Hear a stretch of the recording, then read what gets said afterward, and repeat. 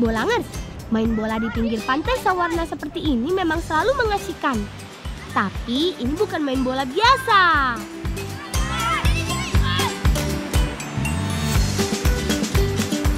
Olahraga yang kami mainkan ini merupakan gabungan dari sepak bola dan bola basket. Gak cuma ditendang ke gawang, bolanya juga bisa dilempar ke dalam ring. Aku dan kawan-kawan menyebutnya permainan bola komplit. Hehehe. Jadi kita bebas pilih memainkan si kulit bundar ini. Nah kan, masuk! Hore! Waktunya selebrasi siu ala Cristiano Ronaldo. Hehehe. Bermain bola di hamparan pasir putih dengan pemandangan tebing karang sambil diiringi suara deru ombak pantai sawarna memang serunya tiada dua, Bolangers. Ayo, siapa yang tertarik memainkan bola komplit ala kami? Ngebolang yuk!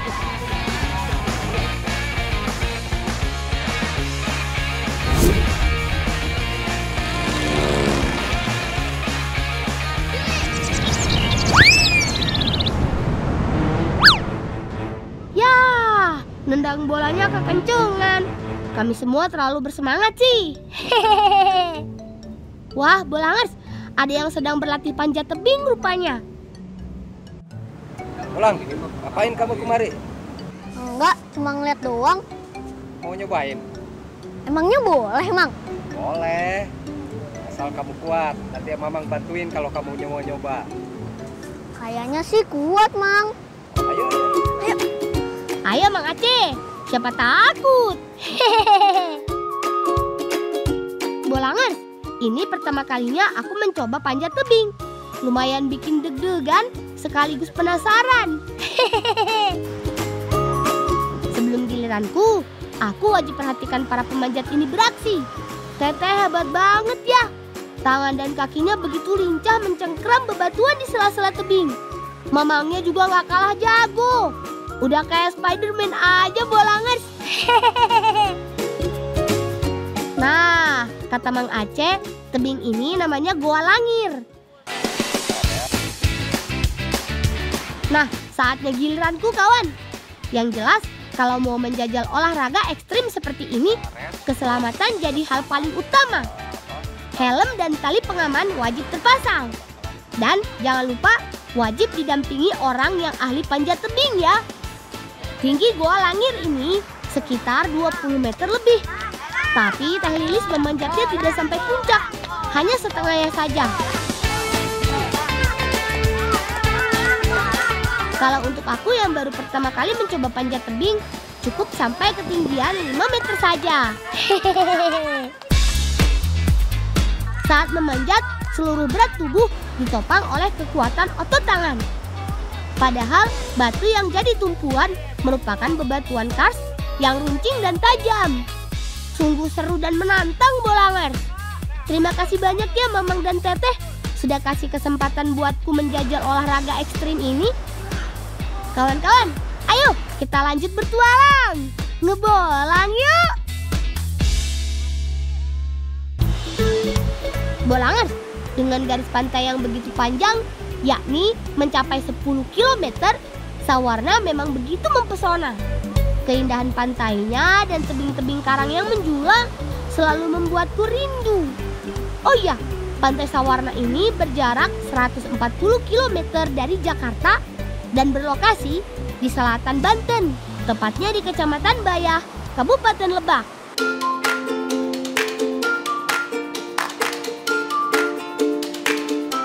Bolangers, kami sudah sampai di Pantai Ciantir. Nah, itu dia ibu-ibu yang biasa mencari rumput laut. Di sini, rumput laut tidak dibudidaya dan dibiarkan tumbuh liar seperti ini. Sama seperti di daerah lain di Indonesia, rumput laut juga banyak tumbuh di perairan yang dangkal. Biasanya banyak ditemukan di sela-sela bebatuan karang seperti ini. Untuk mengambilnya tidak sulit kok. Cukup menggunakan tangan kosong. Tapi kita harus ekstra hati-hati dengan ombak di pantai selatan ini. Meski sedang surut, ombaknya bisa tiba-tiba datang dalam ukuran yang besar loh. Rumput laut di Sawarna tergolong musiman. Kalau pas musim kemarau begini, biasanya tumbuhan yang masuk keluarga alga ini bakalan melimpah. Warga akan semakin sering mengambilnya. Biasanya jadi bahan masakan. Rasanya yang gurih alami ditambah kandungan seratnya yang tinggi, membuat rumput laut sangat cocok dijadikan lauk makan. Rumput lautnya sudah banyak diambil. Semua wadah sudah terisi penuh.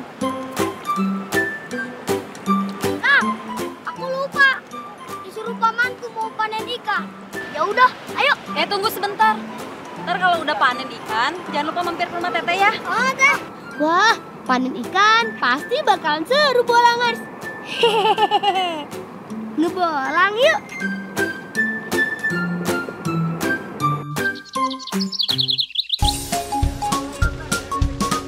Ayo, segera bergegas. Kata Jili tadi, hari ini ada jadwalnya panen ikan di kolam milik Mang Wahyu. Semoga saja kami tidak terlambat. Nah, itu dia kolamnya. Mang Wahyu rupanya sudah mulai memanen ikan.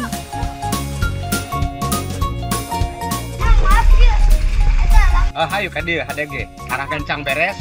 Ayo Kak Dia. Ada yang unik dari panen ikan di sini.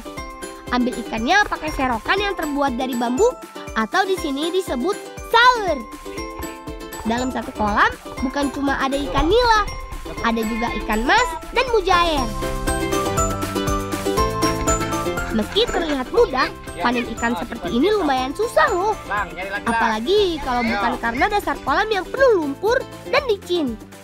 Kita harus bisa mengambil ikan sembari menyeimbangkan badan supaya tidak jatuh. Tapi disitulah letak keseruannya. Hehehe. Makasih ya Mang, ikan ini bisa kita masak nanti kawan.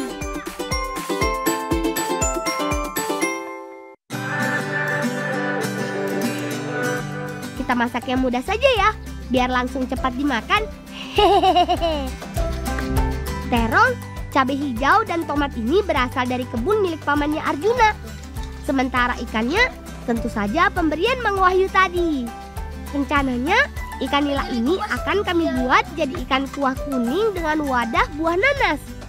Widih, kebayangkan bakalan seperti apa enaknya? Hehehe. Ayo bagi tugas. Aku potong cabai hijau, Jili kupas bawangnya ya. Urus ikannya biar jadi tugas Razka dan Arjuna. Ini yang namanya gotong royong ala kami Bolangers. Hehehe. Kunyitnya tidak perlu diulek lagi. Cukup diiris lalu campur ke dalam kuah. Potongan terong, tomat hingga nanas sudah ditambahkan terlebih dulu supaya lebih cepat empuk. Semakin dilihat, semakin perutku keroncongan nih. Akhirnya matang juga. Gak perlu pakai mangkok. Langsung sajikan di wadah dari buah nanas. Terlihat enak kan? Apalagi aromanya. Masakan buatan kami benar-benar enak loh. Sensasi asam dari buah nanasnya membuatku tak bisa berhenti mengunyah. Ayo barudak, cocol kentangnya ke dalam kuah biar makin nikmat. Cuma sekejap, ikan kuah kuning kreasi kami ini pun ludes tidak tersisa. Ngebolang lagi yuk.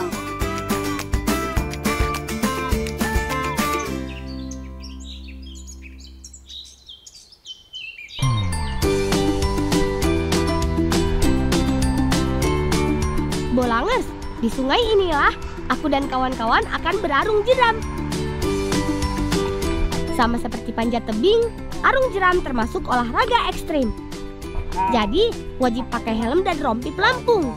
Dan harus didampingi oleh ahlinya seperti Mang Mudin ini. Lindungi ya kepala bolang ya sama rekan-rekannya ya. Siap Mang, kami akan ikuti semua arahan. Aku benar-benar gak sabar. Yeha! Wah, seru sekali Bolangers. Arus sungai Cibareno ini benar-benar deras. Betul-betul seru dan mengasihkan Bolangers. karena cuacanya mendung dan airnya cukup tinggi, kami harus ekstra hati-hati. Kalau tidak waspada, bisa-bisa perahu karet yang kami naiki bakal terbalik. Gili, Raska, Arjuna, pegang dayungnya yang kuat. Untungnya lagi, akang-akang ini sudah begitu terlatih menghadapi banyak riam di Sungai Cibareno. Bukan cuma riam airnya saja yang menantang Bolangan. Arung jeram di Sungai Cibareno juga menawarkan pemandangan yang mempesona. Di sepanjang rute yang dilalui, aku disuguhkan oleh hamparan sawah dan hutan yang masih asri. Akhirnya rute sepanjang 7 km bisa kami lewati. Pohon pepaya di sini berjenis California Bolangers. Pohonnya sih memang banyak, hampir semuanya juga berbuah. Tapi sayangnya belum banyak yang matang. Kami seminggu lebih cepat datangnya dari jadwal panen. Biasanya pepaya dipanen saat usia 7 bulan. Tete juga tidak butuh terlalu banyak pepayanya kok. Hanya perlu beberapa biji saja yang sudah matang untuk dijadikan masker wajah. Pepaya tumbuh subur di dekat pantai Sawarna karena iklimnya yang panas dan tanah yang lembab.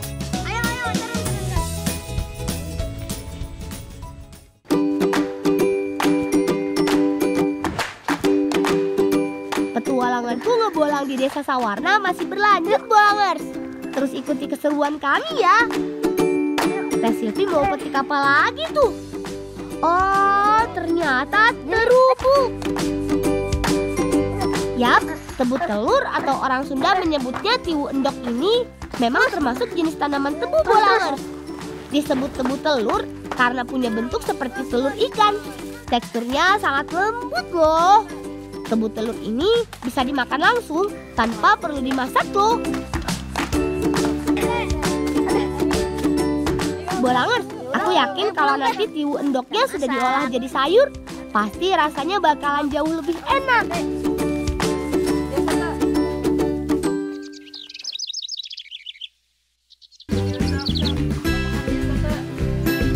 Nah, masak sayur terubuknya bareng Bibi ya.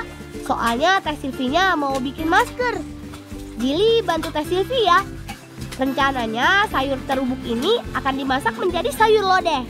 Bumbu yang dihaluskan ada bawang merah, bawang putih, kemiri, dan ketumbar. Aku bantu siapkan santannya. Harus dari kelapa yang sudah tua supaya rasanya lebih gurih. Arjuna bantu siapkan sayuran pelengkapnya ya. Labu siam wajib ada ya. Terubuk ini sebagai bahan tambahan saja. Terong, jagung, melinjo, dan kacang panjang sudah komplit disiapkan. 7 bahan ini harus ada dalam sayur lodeh, Bolangers. Sepertinya rumput lautnya sudah selesai Teh Silvi tumbuk. Rumput laut memang bagus untuk kulit karena mengandung vitamin, mineral, dan antioksidan. Jadi bukan cuma bisa membersihkan kulit, tapi sekaligus melembabkan. Sementara itu, kandungan vitamin C pada pepaya bermanfaat untuk memutihkan serta mencerahkan kulit wajah. Teteh pada pamitnya. Oh iya, kamar.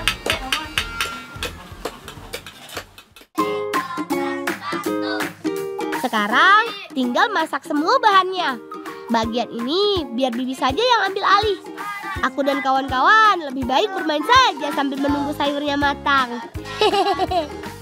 Oh iya, Bolangers, ada yang bilang sayur lodeh pertama diciptakan saat zaman Kerajaan Majapahit, yang artinya sudah ratusan tahun lalu. Sayur lodeh juga menjadi sayur kesukaannya presiden pertama negara kita loh.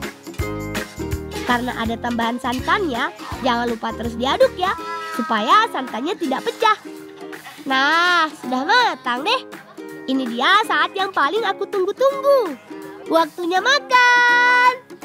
Kita semua sampai berebut karena ingin jadi yang pertama makan. Nah, eta kotor gitu, punten sareng pananganna. Depan tadi iya teh, gedang nu tadi ku urang di eta teh diolah jadikan perawatan kulit.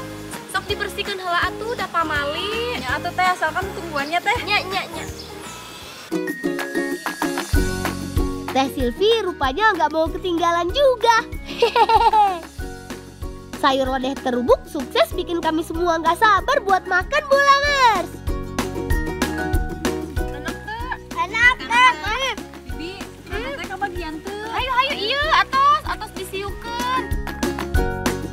Kuah sayur lodehnya begitu gurih. Tapi di saat bersamaan ada terasa manis-manisnya. Ditambah nasi hangat dan telur bumbu balado membuat hidangan ini terasa sempurna nikmatnya Bolangers.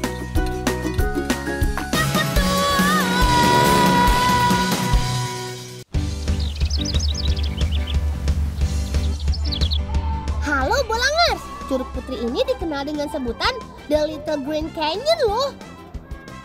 Nah, di sini nih yang paling cocok bermain ular-ularan. Permainan ini harus sambil berpegangan Bolangers. Tapi ada aja yang terlepas dari barisan. Wuhuu! Seru banget Bolangers. Panjang aliran sungai ini mencapai 50 meter. Berkelok-kelok dan dikelilingi pepohonan rindang. Sejuk deh pokoknya. Bolangers, hari ini aku akan berpetualang ke Desa Sukarame, Kabupaten Pandeglang, Banten. Kami mau mencari buah parasi. Katanya buah ini bisa menambah tenaga.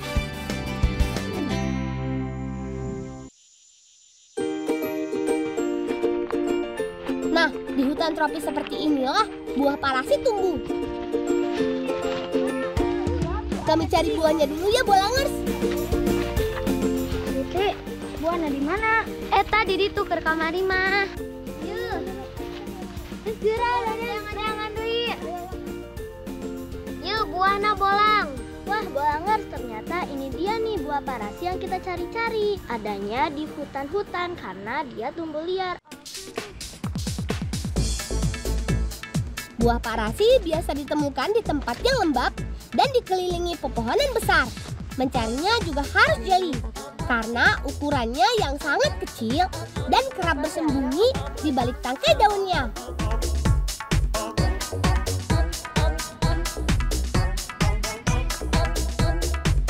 Bolangers, parasi tumbuh seperti pisang. Dalam satu tandan, buahnya terdapat lebih dari satu. Parasi yang sudah matang, warnanya putih kekuningan. Oh iya, anak-anak yang tinggal di pedesaan biasa menyebut buah parasi dengan nama marasi. Ya, Haikal, udah cukup yuk sini.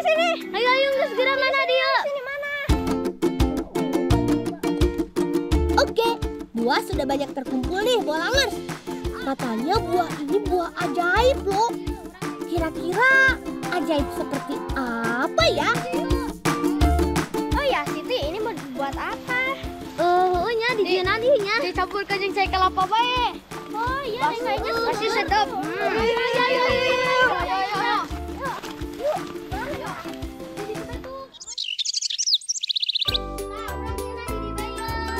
Bolangers, kita istirahat dulu yuk sambil menikmati buah parasi ini. Selain bisa dimakan langsung, buah parasi bisa jadi pengubah rasa loh. Penasaran nggak Bolangers? Siti, emang ini bisa dicampur sama kelapa? Atuh bisa ieu beungeuna ieu seger. Geus geura ieu yan, tah wadah henteu kelapa na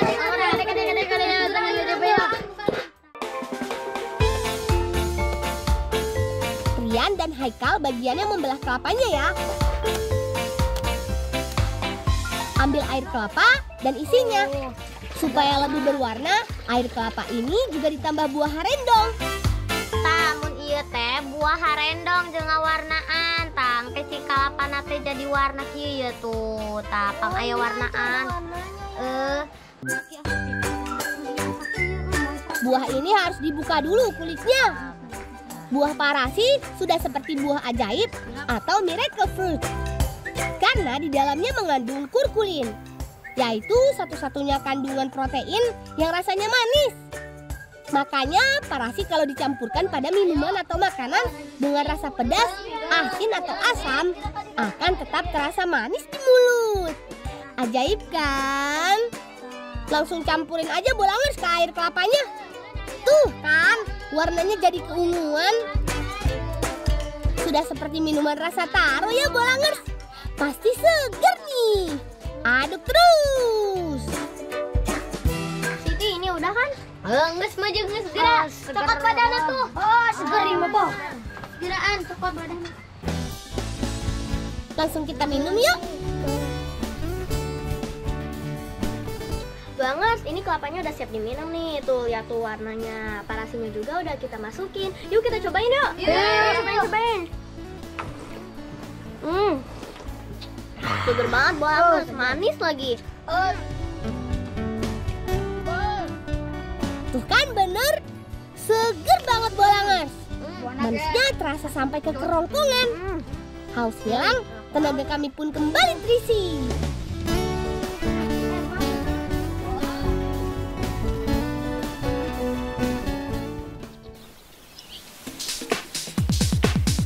Bolang, siap. Siap. Siap.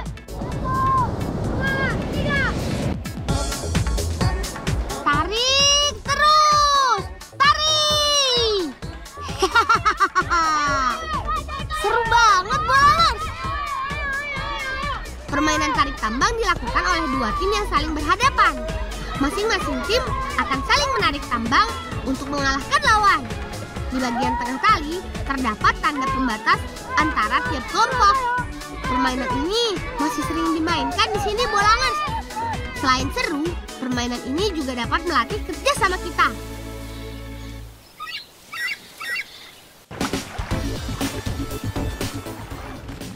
Yuk bolang. Menang yuk di dia loba yuk. Yuk loba dulu ta. Menang hiji.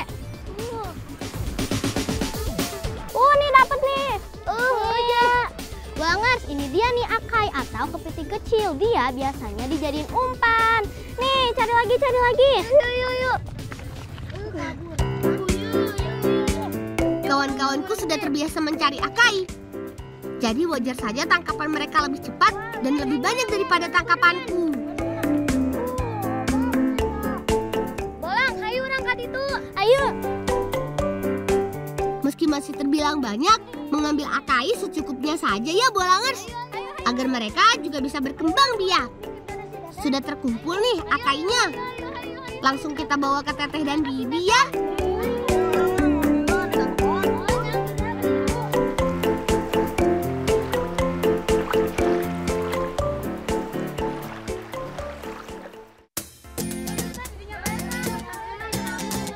Sekarang kita pasang dulu umpannya. Akai dibuat seperti sate, pada ujung pelepah aren yang dibuat seperti lidi. Anggas yuk, jangan kesalahan anggas. Urangan ngaplok burita nak kaditu beto itu yuk. Supaya dapatnya cepat, kami berpencar dulu. Cara mencari gurita seperti ini disebut ngoclok. Tekniknya sama seperti memancing pada umumnya. Bedanya, alat pancing ini menggunakan batang bambu kecil sepanjang 3 meter tanpa senar atau kail. Ngoclok caranya harus selalu digerakkan seperti ini Bolangers. Tujuannya memaksa gurita keluar dari persembunyiannya sampai gurita melilit dengan kuat di akai. Saat menarik alat pancing ini juga harus pelan-pelan supaya guritanya tidak lepas karena dia sangat peka terhadap gerakan. Tong diangkat, ditarik baik. Tarik ke launan. Menang atau menang dong, menang. Launan, jangan jadi. Menang terus. Launan. Yeay! Aku dapat Bolangers. Cara melepaskan gurita harus hati-hati agar tidak putus tentakelnya.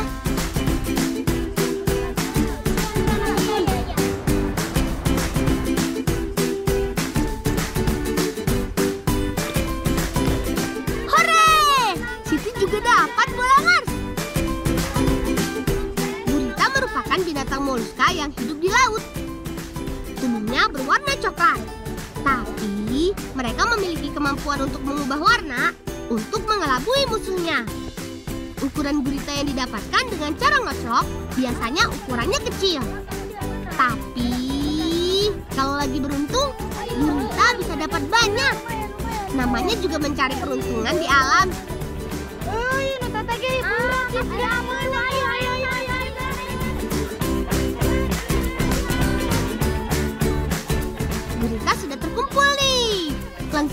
bawa ke kampung yuk.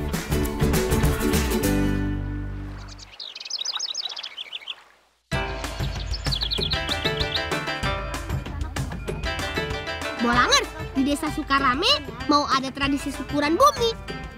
Gurita pecak ini menjadi salah satu masakan yang dihidangkan pada acara makan bersama nanti.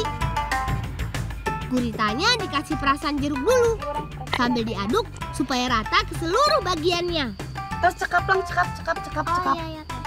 Bibi dan Siti membuat bumbu pecak. Pecak merupakan makanan yang berupa sambal. Bi, nanti bumbu nak. Atau iya cabai, tomat, pakai bawang, pokoknya mah kemangi, mesengit. Diki, kayak pangbalang kundelannya. Oh, nyabi. Terasi menjadi bahan yang harus ada dalam bumbu pecak Bolangers. Bumbu pecak lalu ditumbuk. Tidak lupa tambahkan buah honje supaya lebih segar. Gurita perlu direbus dulu sampai berubah warna atau setengah matang. Gurita yang sudah direbus ini lalu dipotong kecil-kecil supaya mudah dimakannya. Wih, sambal pecaknya sudah jadi Bolangers. Menggugah selera banget. Gurita lalu dibungkus seperti pepes untuk kemudian dibakar. Jangan lupa beri daun kemangi supaya masakan tambah wangi. Kita bakar dulu guritanya yuk.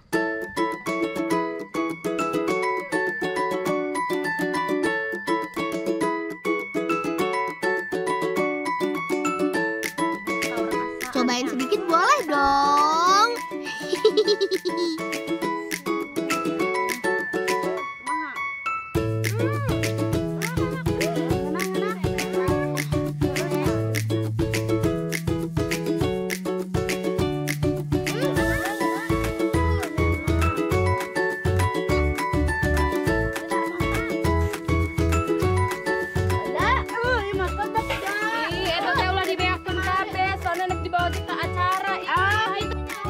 Niatnya mau cobain, malah nambah terus. Tuh kan jadi dimarahin Bibi. Maaf ya Bi, enak sih soalnya.